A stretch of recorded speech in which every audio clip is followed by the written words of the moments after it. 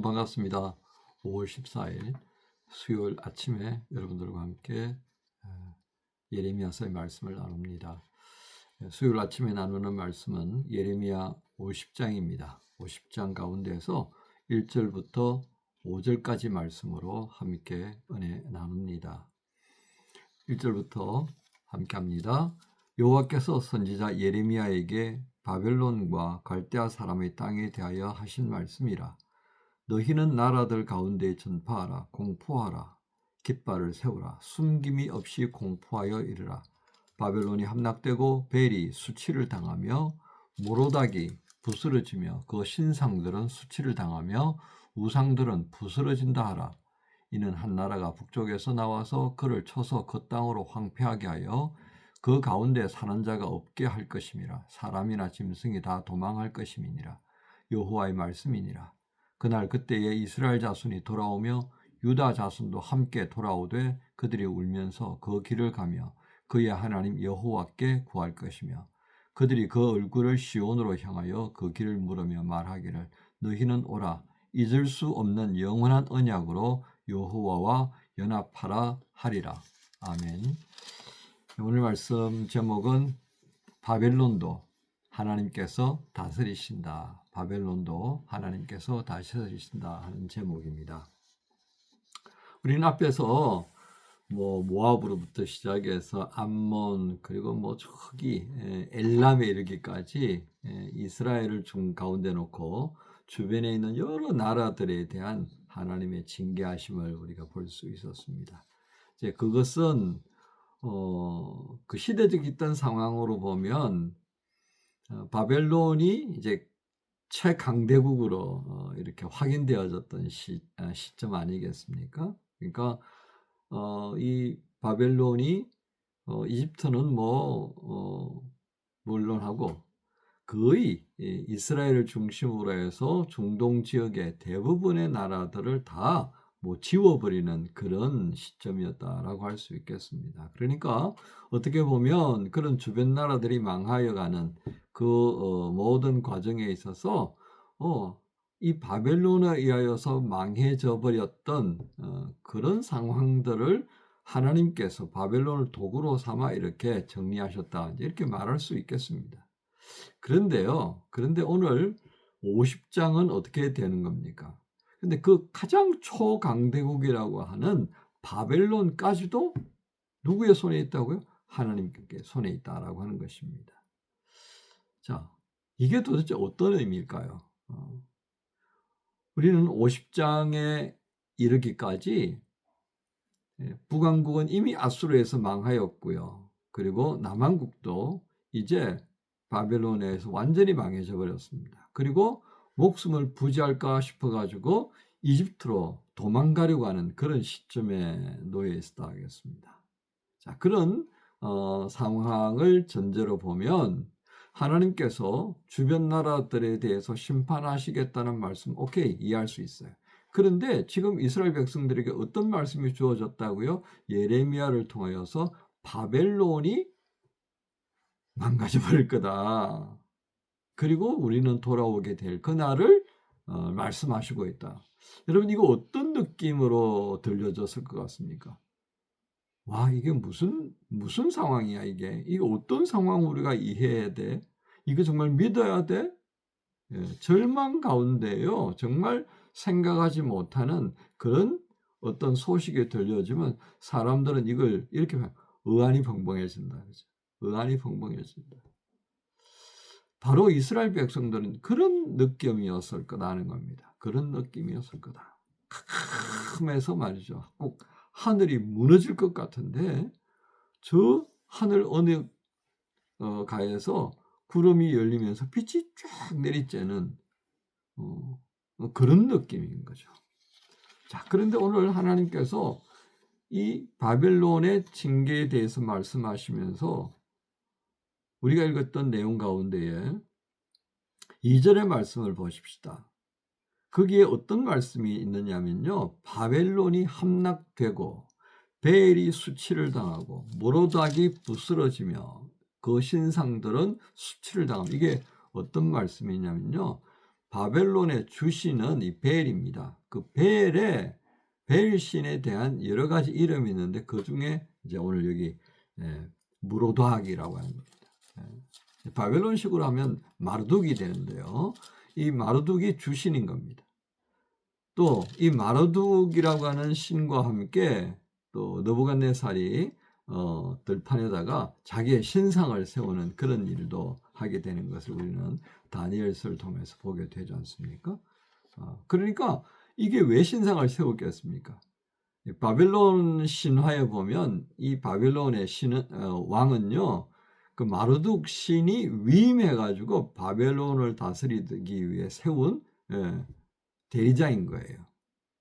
그러니까 그 왕의 영광은 곧 누구의 영광일 수 있고 마르둑의 영광일 수 있는 겁니다. 그래서 이 느부갓네살은 자기를 상징하는 그 신상을 세울 수 있었던 거예요.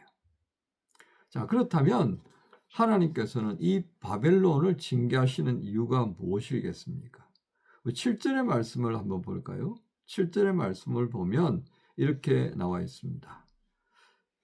7절 보겠습니다. 그들을 만나는 자들은 그들을 삼키며 그의 대적은 말하기를 그들이 여호와 곧 의로운 처소시며 그의 조상들의 소망이신 여호와께 범죄하였음인즉 우리는 무죄하다 하였느니라. 물론 이 오늘 읽지 않았던 본문 속에 다양한 그 제목을 말씀하십니다. 그러니까 교만한 것도 있고요, 뭐 잘난 척하는, 그래서 지혜 있다라고 생각하는 뭐 그런 모습들. 그런데 가장 중요한 부분은 7절 말씀이죠. 우리가 이렇게 이스라엘, 특히 유다, 너희를 이렇게 다룰 수 있는 것은 너희가 너희 신 여하웨라고 하는 그 신에게 범죄했기 때문에 그 신이 너희를 그냥 내버려 둔 거야. 그래서 우리가 이긴 거야. 근데 실상은요, 이게 고대 전쟁에 늘 말씀드리지만 바벨론의 마르둑 신과 유다의 여호와 신이 붙어가지고 누가 졌다는 거예요?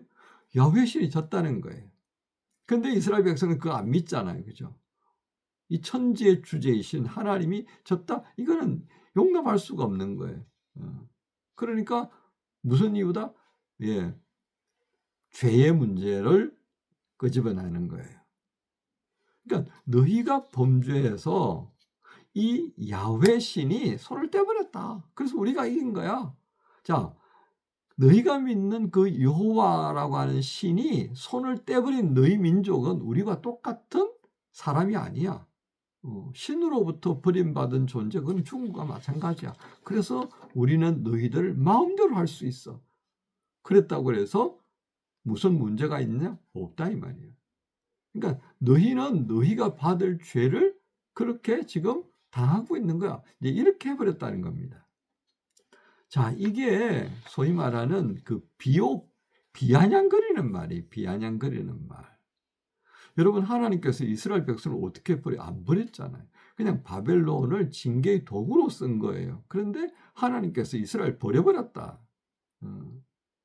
그래서 신은 마르둑 신에게 쫓겨서 도망가 버렸다. 이걸 이렇게 표현하는 거죠.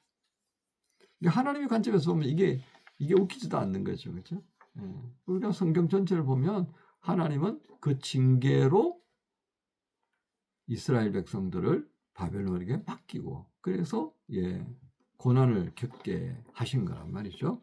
자, 이제 이어지는 말씀 보세요. 24절에 보면 이런 말씀이 있습니다. 24절.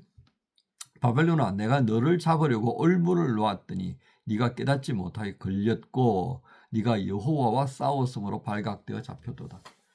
결국은 너희가 이긴 것 같지? 아니야. 실상은 내가 너희들에게 이걸 맡겨준 거야. 그런데 너희가 교만하는 거구나. 내가 너희가 교만하지 않기를 바랬는데 혹시나 했더니 역시나였어. 이제 너희가 가졌던 그 교만에 대한 대가를 치르게 될 거야. 나 여호와는 너희가 우스갯소리하는 그런 장난스러움의 도구가 될 수 있는 그런 존재가 아니야 라고 하는 걸 확인시켜 주시는 겁니다. 우리는 이 과정들을 통하여서요, 이스라엘 백성들이 어떤 마음이 가져졌겠습니까? 와, 하나님은 바벨론도 다스리는구나. 그렇다. 정말 우리가 징계를 받는 거였구나. 하나님께서 바벨론을 치시고 그 바벨론의 침과 무너짐과 함께 우리는 돌아오게 될 것이라고 하는 그 약속의 말씀. 이것이 언제 이루어집니까? 그렇습니다. 에스라와 느헤미야서를 통하여서 이루어지는 것을 보게 되는 겁니다. 자, 이게 이제 미래에 대한 소망의 말씀을 주신 거죠. 그리고 포로로 첫 번째 잡혀갔던 사람들이 70년이 지나자 이제 예루살렘 성을 복원하기 위해서 돌아오는 그런 은혜를 입게 됩니다. 예루살렘 성전을 먼저 회복하게 되죠. 그리고 이제 예루살렘 성도 복구하게 되는 그런 은혜가 주어지는 것을 우리가 보게 됩니다. 자, 오늘 말씀을 정리합니다. 여러분, 세계 강대국들이 아무리 자기의 힘을 과시한다 그래도 결국은 그들은 누구의 손에 있다고요? 성경은 분명히 말합니다. 그들 또한 하나님의 손에 있다고 합니다. 우리는 오늘 주변에 참 많은 강대국들을 보고 살아갑니다. 참 그럼에도 불구하고 이 대한민국이 여기까지 올 수 있었던 것은 무엇이겠습니까? 하나님께서 아무리 그 강대국들이 주변에 있지만 36년으로 족하다 이렇게 퉁쳐버렸다. 저는 그렇게 생각하고 싶습니다. 자, 이제 36년으로 족해. 더 이상 이 나라를 건들지 마라. 그러니까 6.25 전쟁을 겪었지만 딱 3·8씀 거기까지 정말 우리가 분단되지 않고 통일 국가를 이루었다면 어떤 모습이었을 것 같아요.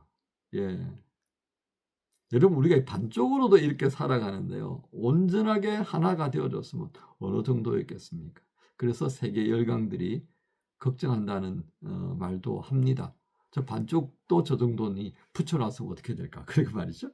여러분, 하나님은요, 미국, 중국, 러시아, 일본을 뛰어넘어서 그들을 통제하시면서 이 우주를 다스리고 있다는 것을 우리는 믿어야 합니다. 그렇지 않으면 우리가 어떻게 이 대한민국이 살아가겠습니까? 이스라엘을 보호하셨던 그 하나님 분명히 우리 민족을 향한 하나님의 계획이 있다고 저는 믿습니다. 그 믿음 가운데서 바벨론도 하나님께서 다스리신다. 대한민국을 하나님께서 다스리시고요. 중국도, 러시아도, 일본도, 미국도 모든 나라들을 하나님의 섭리 안에서 다스리고 있다는 이 믿음 가운데에서 오늘도 수요를 시작하십시다. 이런 마음으로 우리가 매일매일을 맞이하면 기대감이 넘치지 않겠습니까? 그러면서 한번 당부합니다. 하나님께서 이 나라를 어떻게 이끌어 가실는지, 오직 하나님 믿는 것밖에 없는 이 나라를 어떻게 이끌어 가실는지 한번 보십시다. 성경에서 하나님께서 그렇게 다스리신 것처럼 우리도 그렇게 다스려 주시기를 기대하면서 이 수요를 시작하십시다. 이 기대감 속에 살아가는 우리 모든 지체들에게 우리 좀 예수님의 이름으로 축복합니다. 주님 감사합니다. 바벨론도 하나님께서 다스리신다. 그 강대했던 나라, 그 시절 초강대국이었던 이 바벨론이 무너질 것이라고 누가 생각했겠습니까? 그러나 그 나라를 무너뜨리고 이스라엘 백성들을 회복시킬 것이라던 그 약속을 믿었던 사람들이 있었기에 이 말씀이 기록되고 우리에게까지 전해진 줄로 믿습니다. 하나님의 그 다스리심 안에 있는 저희 대한민국은 어떤 존재입니까? 이스라엘을 지키셨던 하나님, 그들을 사랑하셨던 하나님, 이 나라 인민족을 또한 어떻게 사용하실는지요. 주님의 다스림 안에 있는 한 작은 나라로서의 모습으로 주를 바라보고 겸손한 마음으로 주의 은혜를 구합니다. 저희와 함께하여 주옵소서. 감사합니다. 예수님의 이름으로 기도합니다. 아멘. 전능하신 나의 주 하나님은 능치 못하실 일 전혀 없네. 우리의 모든 간구도, 우리의 모든 생각도, 우리의 모든 꿈과 모든 소망도 신실하신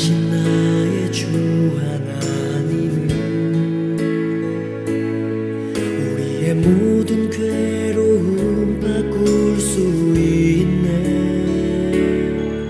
불가능한 일 행하시고 죽은 자를 일으키시니 그를 이길 자 아무도 없네.